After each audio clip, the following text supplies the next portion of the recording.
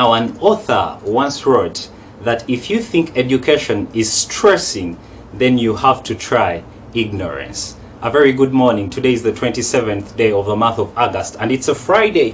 2021 is the year that we are still in, and we greet you. Welcome aboard. This is the other episode of the Volume Up flight, and I am captain to that flight, Simeo Sebukulu. That never changes. Now, that opening statement does not apply to over 22,000 students because these sought knowledge in the second largest public university on the land. We speak Kyambogo University tonight, and our flight tonight will be heading to the land of the intellectuals in Kyambogo University. Now, I'm very confident you have been hearing and you have watched in the news what has transpired. The good news is there is a virtual graduation in Kyambogo University. Is this going to be postponed? Will it still remain? Those are questions that I am confident you, or if not you, your child or friend wants to hear. And tonight we have in the studios Dr. John Okwonzi. Now, the gentleman right here next to me is the director of ICT, or call it Information Communication and Technology, of Kyambogo University. And next to him is Dr. Robert Ojambo. Now, Dr. Robert Ojambo is senior lecturer in and the head of history department in Kyambogo University. The last I checked, he was also a council member. I am yet to find out if COVID took this responsibility away from him. Very good morning, gentlemen. Good morning. Amazing. Now let's get this kicked off. Probably with Dr. Ojambo first. It's been COVID and students have been studying online. We are notified of the online studies. Has this been the case? Is it true? And how online has it been, online learning in Kyambogo? Yeah, thank you, Simeo, and thank you for inviting me here. I think I will remove, since we have social distance. Absolutely. I can remove the mask so that I speak comfortably. Thank you for inviting us and viewers out there. Thank you for watching. Yeah, COVID-19 has changed a lot of things, not only in Kyambogo University, but in Uganda and in the whole world. And everybody is just trying to crawl out of it. And as Kyambogo University, definitely it has affected us, and it has affected us so much because we depend on time, and our work is normally periodical. We study in semesters, so right now we are not sure which semester we are in. But that is the whole situation in the whole country. Even at lower levels, people are not sure whether they're in P1 or they're in Senior 6 or they're in Senior 5. They are not sure. Absolutely. So we are in that ball game, but we are not seated. We are trying to see how we can get out of this whole thing. So to go straight to your question, COVID has come now in around two major phases. The first phase began on 18th of March 2020. Yes. And that was sudden. We were just told, in fact they gave us 3 days, prepare, pack up and go away. Without preparing you. And indeed we went away because we were running away from a pandemic. Absolutely. Which was then seen to be very dangerous. So that time up to close to June, we had nothing. We were not doing nothing, and it was because of what was happening at the universities and in the country at large. So after that, there were so many mechanisms that were put in place by the government of the Republic of Uganda, and they gave us an opportunity to only deal with the finalists. And I must say that people sacrificed, both the students, the staff at the university, both teaching and non-teaching, and we went back and finished with the finalists because they were remaining just with a few weeks of the second semester to finish their courses. They did the exams, they marked, and their results were recorded. Then later, when things normalized a little bit, even the continuing students came back, The continuing students also were managed to do exams for the second semester. So we had started the first semester of now those who were in first year had gone to second year. Yes. Then boom, the second wave comes. And when the second wave come again, we were told, in fact this one was even more dangerous. The announcement was in the evening and they said that the lockdown is going to take place. The first announcement was a little light. They reduced the numbers and they told us that 2 weeks they said total lockdown, and we went for total lockdown for 42 days. But I mean, Doctor, doesn't that justify the introduction of online learning? That's where I'm going. Or then that's where I'm going. To be there? That's where I'm going. I was just giving you first the scenario. Because somebody may think that maybe this is just something. I'm just giving you that perspective. Absolutely. So that we understand. Absolutely. Now, in between there, we introduced online learning. It was not only online learning. They came up with the number of modes of learning, teaching and learning. The first option was, how can't we use radio? And this was supposed to start from lower levels. That one, to be brief because we don't have a lot of time, collapsed at the beginning. It did not take off because there were no radios in the country. When the survey was done, they discovered that very few households had radios, and therefore it was thought that government would provide radios, but there were problems with procurement. Have the lecturers in Kyambogo University taught online? Yeah, that's where I'm coming. So the only alternative that remained was to use internet, online. Okay. And online, the Minister of Education adopted a system called ODEL. Now, ODEL is just not online, but is for distance learning generally. Distance learning. So for we drew ours and it was approved. Now, online teaching has been taking place at the university. Beginning with the first lockdown, we tried out online teaching, even in this one, but we discovered that online teaching has its own challenges. So it is not 100% online teaching. Yes. Yeah, in some small universities, I will not mention them because they can accuse me for calling them small, and by small I mean by number of students. It is easy to do online teaching because a class has 15, another one 70, another one 30. Kyambogo University is one of the biggest, I tend to think is the biggest university now, if you put us with the colleges that we run. So to give you an example, in my department, I have courses which have 700 to 1,000 students. Now that means, the technical person here will explain, the systems that are available, there are very few that can accommodate that number of students. Exactly. I am coming there. Now that justifies why we have Dr. John Okwonzi on the show. Now, Dr. John Okwonzi, we noticed that students were using e-campus, and it's something that they had gotten themselves used to. How did we then end up to AIMS? Why a sudden shift to another system? Thank you very much. Good morning, viewers. You've taken me straight away to ask the question, why shifted systems? This is not the first time we are changing systems. We had the manual processes, that was the system in place. Then we adopted the electronic versions. Of course, as Dr. Jambo has put it, when the numbers increase, it becomes very difficult for you to manage processes, including teaching and learning, using manual methods. So it becomes very important that you adopt ICTs to enable you to really improve the efficiencies and management of processes like teaching and administration in the university. Okay. So it is against this background that we started having an in-house developed system called the eCampus system. The eCampus system started way back in 2010, and it has been progressively built until 2017. We have been using that system basically for administrative collection fees, registration, and so on. But we, going to teaching, we had our own teaching learning platform called Kyambogo. It's based on Moodle.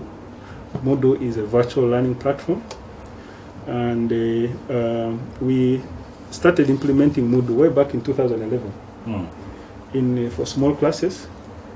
In 2014, there are also a number of programs that were used for teaching, and in 2016 we trained some staff members, about 8 of them, to deliver online courses using that platform.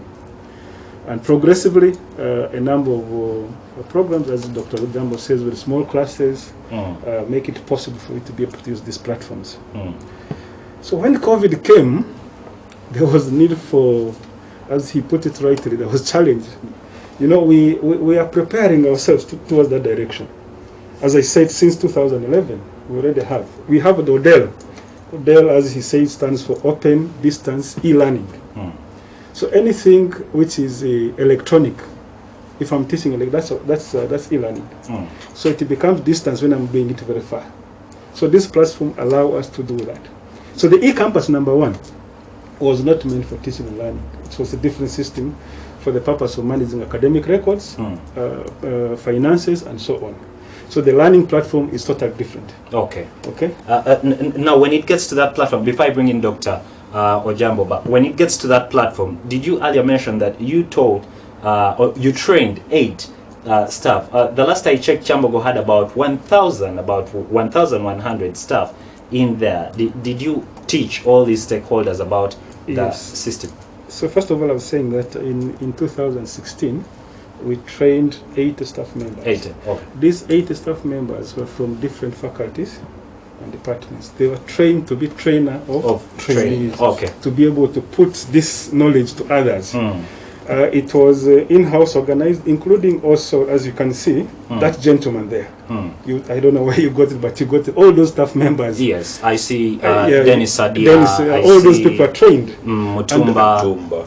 All those, and we had a South African expert, and good like him is a historian who was the one participating together with us to train our staff members. All these numbers you can see. That's the dean of faculty. Exactly. So in other words, that induction process of making people to teach online as a foundation was there. So part of the whole agenda of this training was to train our staff members on how to develop content and be able to deliver them online. So these foundational arrangements have been there in Kyambogo as part of the process of preparing people towards online learning. But you see, as he says, it's not all about online. It's supposed to be blended, because our environment right now cannot allow us to go fully online because of a number of challenges. Part of the challenges are the facilities. The biggest challenge our students and staff members have are the access gadgets and the data. The cost of data is very expensive. And when you also consider that when you are doing online learning, you are supposed to deliver this content distance. The learners or the lecturer are supposed to be where they are. But sometimes, apart from data, you may also find that somebody has a problem of power, a problem where the connectivity in the area where they belong is very, very poor. So we have these challenges as part of the key impediments of online learning. That's why the key thing is to do blended learning. And what's that, for clarity to the viewer? So blended learning means that part of the training is done online, part of it is done on face-to-face, a normal way of doing things. So you blend it. And of course, you see, with the blended approach, that means if there are people who are failing to get the actual physical, online, they can be coming to the university. So you reverse the process. So you bring those who can't access it online to be able to be in the university and still be able to access learning. The other good thing with those platforms is that because the platforms allow you to put content there, so the student can be able to access it anytime. If I cannot be able to access it in this place, then when I go to another place where there's data on internet, I should be able to access it. Okay. Yes. Let me bring in Dr. Ojambo yet again. You are a don and an authority in history, that I understand. However, there are courses and programs like engineering that hard to teach online. You are representing lecturers on this volume up show right now. Let me know, how practical can we go with certain disciplines, like engineering, for instance, with online learning? Yeah, thank you, Simeo, once again. And maybe let me make a disclaimer. I'm not speaking for the university. Yes. I am giving my own views. But as you said, I am a head of department of history and political science, and I'm at the same time a senior lecturer working in Kyambogo. So that's why I want to restrict myself. Yeah, there is no program that cannot be taught online. Nothing. All programs can be taught online. No lesson, nothing. It's just, as he has said, you must have the software, you must have the environment very good, and you must have the hardware. The hardware are the things that you use. For example, I just want to give an experiment of building a model. A model, at the university, when students are being taught to construct, they can't construct a real house. So they construct a model which looks like a house. That can be done when the instructor, because at that time that person is not a teacher, I mean, he's not a lecturer, he's an instructor. The instructor can be in a certain place, and the students remain where they are. And with them, they may have even the material, if it is organized. They say, let's first put the first brick. And everybody puts the first brick. Let's put the second brick. Let's do they call it what? The angle. Let's do the measure the angles. Let's do the plumbing, and they plumb. They plumb. Plumbing does not mean this plumbing of water, but when you are building, there is a plumbing where you make the bricks straight, and each student can record whatever they have done, and they share with the other people and see whether it is okay. Then they say, here the angle is fake, here the distance is wrong. You are doing a practical. But that is when, not even United States can ably do it. That's when you have the resources, you have the softwares, you have the hardware, and the environment is so good, you have electricity everywhere. Is that an acknowledgement that these are not in place? They are not in place in Uganda. So that's why we go the way he said. Okay. We need to think, and we are thinking towards that direction, where we look at what can be delivered online. That is delivered online. How long could we get there? We are very soon. We already, there are courses which are going on online as I speak now in some faculties. They are going on. But you see, we have the whole country has been in uncertainty. And you see, what I have been hearing in public, that how are other universities managing? We are comparing different things. There is no way you can compare what I called a small university. They may be running 3 courses. There are universities in Uganda where my faculty is twice bigger than that university. So we can't move at the same pace with certain universities because of the numbers that they have and because of the things that they are put in place. So for us, we are a massive university. This is, by the way, the university which serves most people from all parts of Uganda. All right. So like my students, I tried to enroll them online, and the majority of them were in rural areas. There are very few. In fact, my calculation gives me, it is only 10% who are in urban. Majority of them are in Soroti, they are in Kapichorwa, and they are all over the place. Some of those became cities. Some places don't have even this good MTN and Celtel network. Not reach there. I get you. Yes. For clarity, and Doctor, I'm going to come to you back. But for clarity to the viewer, just to let you know that we have the spokesperson or public relations officer of Kyambogo University, Miss Sibo Jennifer, who will be joining us very shortly in the other second half. Yes, Dr. I wanted just to add on what you were saying, because you brought the aspects of engineering. I told you that we were doing online teaching way back in 2011. And by the way, we introduced it with the engineering program. we had an arrangement with Fontys University of Applied Science in the Netherlands, working together with Kyambogo when we introduced biomedical engineering. As you might have heard in the news, that our biomedical engineering students are one of the best in the country. What did we do? We are actually participating in teaching online with our colleagues from the Netherlands. So it was, and it involves, biomedical engineering involves a lot of practicals. So some of the lecturers were actually in the Netherlands, but they are conducting practicals here in Uganda. As he says, the most important thing is to have the facilities. So what did they do? They provided us, actually we have one of the best labs for biomedical engineering in the whole country.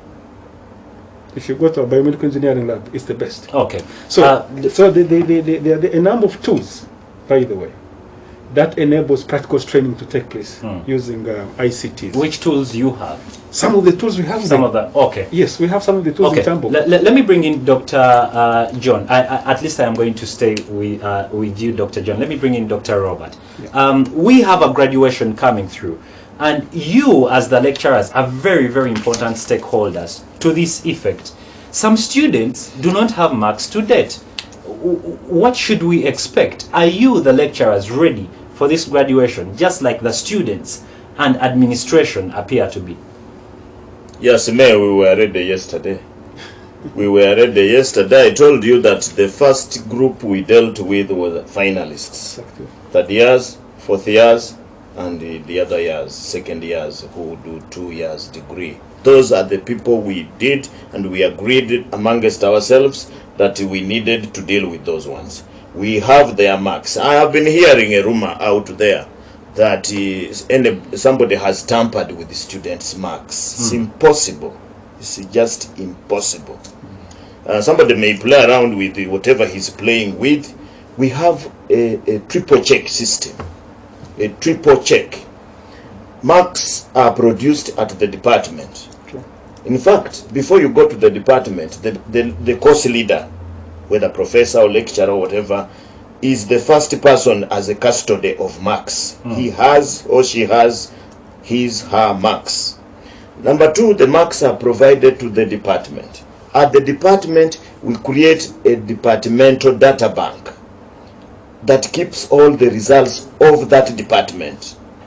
From there, they go to the faculty. The faculty also generates a faculty data bank. Now for the whole faculty. Then they go to the academic registrar level. So our marks are intact. Maybe he will explain later. Yeah, and there was a change of system from AIMS to now a new one. He will explain it. And you know, when you are changing a system, even if it is a car, you remove the engine and put a new engine. That car is going to take some little time to stabilize, and is going to confirm to you that they are already reaching that stabilization stage. So my view is that on 21st of next month, in this year, students at Kyambogo University are going to graduate, though virtually. So let me answer this, because I may not be able to come back again. Absolutely. This virtual thing is going to be for the first time, but it has happened in Makerere. I say Makerere because we are comfortable. That number in Makerere really gives us a picture that we are able also to do so. Do the same. Yes. So we shall have a few people on campus. The president is the guest of honor. He's going to attend virtually. The Minister of Education and Sports is there.